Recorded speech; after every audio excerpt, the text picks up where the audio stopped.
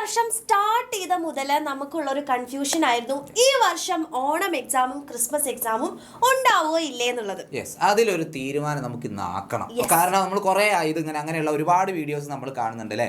ഇപ്രാവശ്യം ഓണ പരീക്ഷ ഉണ്ടാവില്ല, ഉണ്ടാവുമോ അല്ലെ, അങ്ങനെ ക്വസ്റ്റ്യൻ മാർക്ക് കേട്ടിട്ട് ഒരുപാട് കാര്യങ്ങളുണ്ട്. അപ്പൊ തീർച്ചയായിട്ടും നമുക്ക് വിശ്വസിക്കാൻ പറ്റുന്ന തരത്തിൽ ഒരു ഡാറ്റ നമുക്ക് കിട്ടിയിട്ടുണ്ട്, ഒരു ഇൻഫർമേഷൻ നമുക്ക് കിട്ടിയിട്ടുണ്ട്. ഓണ പരീക്ഷ ഉണ്ടാവോ ഇല്ലയോ എന്നുള്ള കാര്യത്തിൽ ഒരു തീരുമാനം ഈ വീഡിയോ കാണുന്നതിലൂടെ നിങ്ങൾക്ക് കിട്ടും. അതുകൊണ്ട് നിങ്ങൾ എന്താ ചെയ്യേണ്ടത്, മാക്സിമം ഫ്രണ്ട്സിലേക്ക് വീഡിയോ ഷെയർ ചെയ്യുക, വീഡിയോ അവസാനം വരെ കാണുക. ഓക്കെ. അപ്പം നമുക്കറിയാം എല്ലാ വർഷവും നമ്മുടെ വിദ്യാഭ്യാസ കലണ്ടർ ഔട്ട് ആവാറുണ്ടല്ലേ, അതിന്റെ PDF ആണ് നിങ്ങൾക്ക് തൊട്ട് ബാക്കിലായിട്ട് കാണാൻ വേണ്ടി പറ്റുന്നത്. അതായത് നമ്മുടെ കേരള സർക്കാർ എല്ലാ സ്കൂളുകളിലും എന്തൊക്കെ ഇവന്റുകളാണ് ഇപ്പൊ നിങ്ങൾക്ക് അറിയാം. ഇപ്പൊ സ്കൂളാവുന്ന സമയത്ത് നമുക്ക് കലോത്സവങ്ങൾ ഉണ്ടാവും, സ്പോർട്സ് ഉണ്ടായിരിക്കും അല്ലെ, അങ്ങനെ ഒരുപാട് ഇവന്റുകൾ ഉണ്ട്. അതേപോലെ തന്നെ മീറ്റിങ്ങുകൾ, എല്ലാ കാര്യങ്ങളും അടങ്ങിയിട്ടുള്ള അതിന്റെ ഡീറ്റെയിൽസ് ഓരോ ദിവസവും എന്തൊക്കെയാണ്, നിങ്ങളുടെ ഹോളിഡേയ്സ് ഏതൊക്കെയാണ്, എല്ലാത്തിന്റെയും ഡീറ്റെയിൽസ് ആണ് നമുക്ക് ഈ വിദ്യാഭ്യാസ കലണ്ടറിൽ ഉണ്ടാവുക. അധിക പ്രവൃത്തി ദിവസങ്ങൾ അടക്കം ഉണ്ടാവും. അതൊക്കെ പ്രത്യേകം പച്ച കളറിൽ ഇങ്ങനെ കാണാം.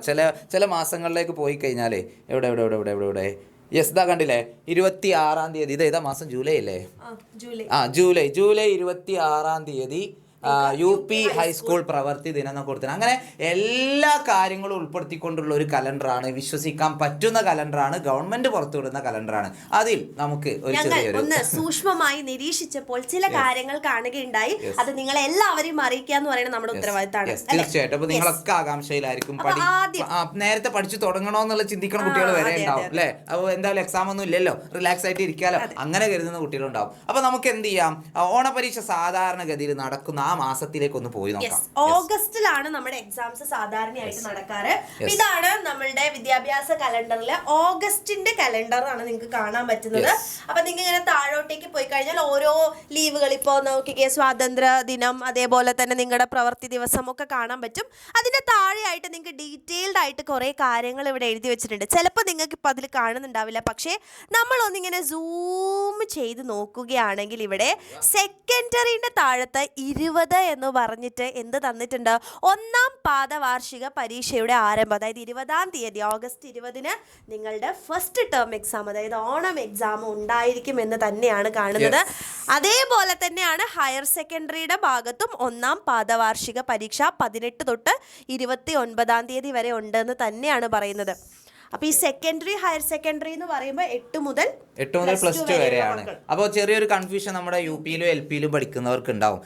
എങ്ങനെയാണോ ഹയർ സെക്കൻഡറി അതുപോലെ ഹൈസ്കൂളിലൊക്കെ നടക്കുന്നത്, അതേപോലെ തന്നെ ആയിരിക്കും എന്ത് ചെയ്യുക UP സ്കൂളിലും നടക്കുന്നുണ്ടാവും. ഓണപ്പരീക്ഷ നിങ്ങൾക്കും ഉണ്ടാകും എന്നുള്ള സൂചന തന്നെയാണ് ഈ ഒരു കലണ്ടർ തരുന്നത്. ഇതിവിടെ പ്രത്യേകം കൊടുക്കാത്ത ചിലപ്പോൾ ഇങ്ങനെ ഇതുള്ളത് കൊണ്ടായിരിക്കും. അതായത് ചില സ്കൂളുകളുണ്ട്, ഇൻഡിപെൻഡൻറ്റ് സ്കൂളുകളും അതുപോലെ അറ്റാച്ച്ഡ് അല്ലെ, ഹൈസ്കൂളുമായി അറ്റാച്ച് ചെയ്തിട്ടുള്ള സ്കൂളുകളും, അങ്ങനെ ഒരുപാട് ഡിഫറൻ്റ് ആയിട്ടുള്ള സ്കൂളുകളുണ്ടല്ലോ. അപ്പോൾ ഒരു കൺഫ്യൂഷൻ വേണ്ടാന്ന് കരുതിയിട്ടായിരിക്കും അതിൽ കൊടുക്കാത്തത്. അപ്പോൾ തീർച്ചയായിട്ടും 8 മുതൽ +2 വരെയുള്ള കുട്ടികളുടെ കാര്യം ഇവിടെ തീരുമാനമായിട്ടുണ്ട്.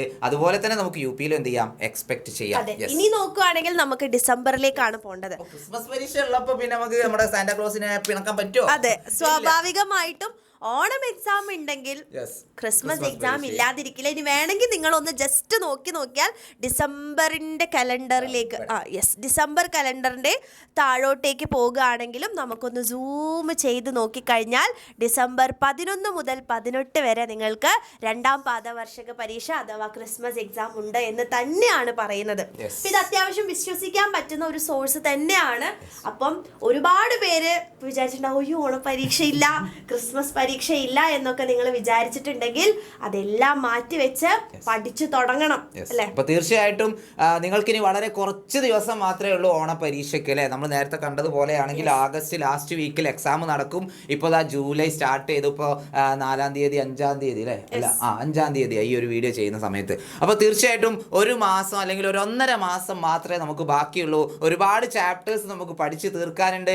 പുതിയ സിലബസ് വന്നവരുണ്ട്, കഴിഞ്ഞ വർഷം പുതിയ ബുക്ക് മാറിയവരുണ്ട് അല്ലേ. അങ്ങനെ ഒരുപാട് വെല്ലുവിളികളാണ് നമുക്ക് ഈ ഒരു വർഷം ഉള്ളത്. അപ്പോൾ മക്കളെ നിങ്ങൾ പേടിക്കണ്ട. പേടിക്കാൻ വേണ്ടി പറയുന്നില്ല.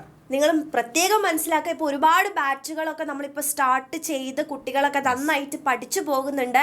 ആൻഡ് നിങ്ങൾക്ക് ഇപ്പോഴും ഒരു അവസരമുണ്ട്. നമ്മളുടെ ഫൈനൽ ബാച്ച് നമ്മളിപ്പോൾ സ്റ്റാർട്ട് ചെയ്യാൻ വേണ്ടി പോവാണ്. അപ്പോൾ കറക്റ്റ് ടൈം ടേബിൾ അനുസരിച്ച് ആദ്യം മുതൽ നിങ്ങളെ പഠിപ്പിച്ച് ഈ ഓണം എക്സാമിന് മുമ്പ് ഫുൾ ഓൺ പവർ ആക്കി കോൺഫിഡൻസ്, ഇപ്പൊ ഇനി അയ്യോ പഠിച്ചിട്ട് ഇനി കിട്ടുമോ എന്നൊക്കെ വിചാരിക്കുന്ന മക്കളുണ്ടെങ്കിൽ ധൈര്യപൂർവ്വം നിങ്ങൾക്ക് ജോയിൻ ചെയ്യാൻ പറ്റും. നമ്മുടെ ബാച്ചുകളിലേക്ക് നമ്മളിവിടേക്ക് കൊടുക്കും. ഓക്കെ, തീർച്ചയായിട്ടും ഒരു പേടിയും പേടിക്കണ്ട. ഓൾറെഡി നേരത്തെ ജോയിൻ ചെയ്തവരുണ്ടാവും, അവർ ഒരു പടി മുന്നിലാണ് എന്ന് കരുതി ഇനിയും ജോയിൻ ചെയ്യാത്തവർ പിറകിലാണ് എന്നല്ല. ഇനിയും സ്റ്റാർട്ട് ചെയ്തിട്ടില്ലെങ്കിൽ ചിലപ്പോൾ എന്ത് ചെയ്യാം, പറ്റ പിറകിലായി പോവാം. പരീക്ഷക്ക് നിങ്ങൾക്ക് എന്താ പറയുക, വിചാരിക്കുന്ന പോലെ എഴുതാൻ പറ്റാതെ പോയെന്ന് വരാം. അപ്പോൾ ഇനി എന്ത് ചെയ്യരുത്, റിസ്ക് എടുക്കരുത്. ഇതാണ് റൈറ്റ് ടൈം. ഇനിയും എന്ത് ചെയ്യരുത്, ഇനി ഒരു അവസരത്തിന് വേണ്ടി കാത്തിരിക്കരുത്. എല്ലാവരും എന്ത് ചെയ്യുക, താഴെ കാണുന്ന നമ്പറിൽ കോൺടാക്ട് ചെയ്യുക, നമ്മുടെ ബാച്ചിൽ ജോയിൻ ചെയ്യുക. അതേപോലെ തന്നെ ഈ ഒരു വിവരം നിങ്ങൾ മാക്സിമം ഫ്രണ്ട്സിലേക്കൊക്കെ എത്തിക്കുക. കാരണം ഒരുപാട് പേര് കൺഫ്യൂഷനിൽ ഇരിക്കുകയാണ്, പഠിക്കാതിരിക്കുന്നുണ്ടാവും. സോ അവരോടൊക്കെ പറയാ ഇനി പഠിക്കേണ്ട സമയമായിട്ടുണ്ട് എന്നുള്ള കാര്യം നിങ്ങൾ ഫ്രണ്ട്സിനെ എല്ലാവരും അറിയിക്കാം. അപ്പൊ എല്ലാവരും ഗെറ്റ് റെഡി. ഓക്കെ, എല്ലാവരും റെഡി, ഐ ആം റെഡി എന്ന് പറഞ്ഞിട്ട് എന്ത് ചെയ്യുക, ഒന്ന് കമന്റ് ചെയ്യുക. Okay, bye bye.